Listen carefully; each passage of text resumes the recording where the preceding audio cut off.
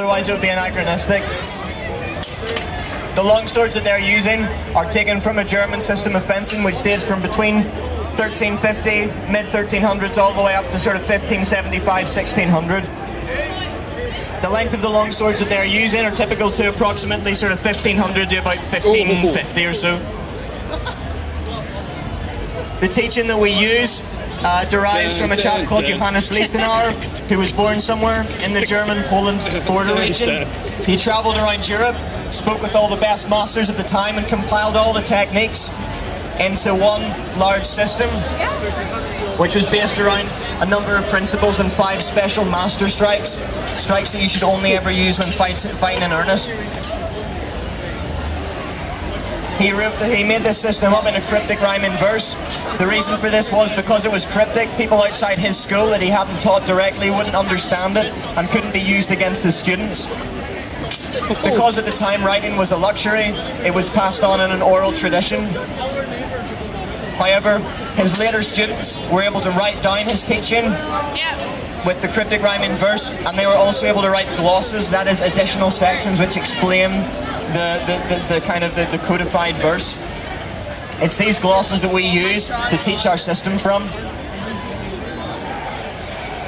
Our club, Medieval Combat Group, has been running for about 4 years, starting off with a small number of 3 people up to our current membership of about 70. In addition to the longsword, which is a weapon of the knightly classes, we also teach the messer, which is a weapon of both the merchant and guildsman, and also of the common class within Germany. The messer is a shorter weapon, which is either curved or straight, which also has a T-shaped crossguard. The system that we teach the messer from is by Johannes Leikirchner from about 1457. The sources that we use for the longsword, the first one, the Nuremberg Hausbook, dates to about 1389. And the later source, which is Sigmund Ringeck, Codex Dresden, C489, is from approximately 1515 to 1520. Many of these masters would have been fencing instructors to the nobility and the princes in the German area, and indeed Sigmund Ringeck was similarly an instructor to I can tell you, but I'll need to get the books out. It'll take ages. So anyway, for EMA we need to have academics. Academics have to translate the manuals that we work from. Typically these are in German, sort of medieval German. They could be in Latin or they could be in Italian. From these translations we take martial artists and we interpret these systems into a useful system that we can use to practice the martial art from. And then people take these systems that are developed by instructors and use them for competition. This year is the first year of the Irish Historical Fencing League, of which 2 of the 4 tournaments have already taken part, and Belfast will be hosting the last leg in December. Some of the myths that you may know or may have heard about longswords are about how heavy they are. This is in fact not true. The longswords that Helen and Phil are using are approximately 1.5 kilos. Historically they range from about 12 or 1300 grams up to about 1700 grams. These are surprisingly fast and nimble weapons, and you'll see how quickly they can deliver cuts, thrusts and slices. What you'll also notice about the way we practice is that we use modern equipment. We don't wear historical garb or attire. What we wear is modern equipment that's padded and that provides us protection from the swords.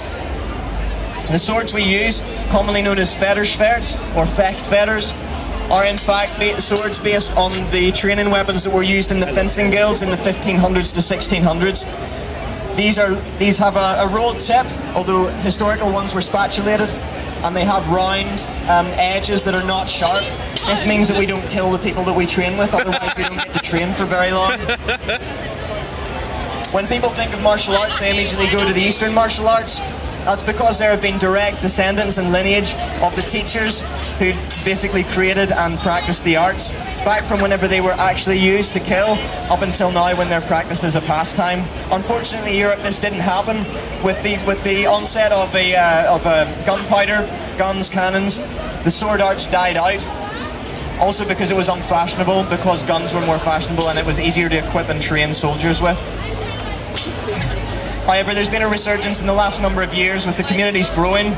In Ireland there's about 8 or 9 clubs. We have a federation called HEMA Ireland, and we regularly meet up and train. In the meantime, I'm going to leave you with Helen and Phil, who are going to continue fencing with the longswords. If you have any questions, please grab one of the fencers around the arena, ask us any questions you want to know, or if you're interested in getting involved, taking a beginner's course, we have a sign-up sheet over by the round table near where I am. Enjoy. Just us then? Just us.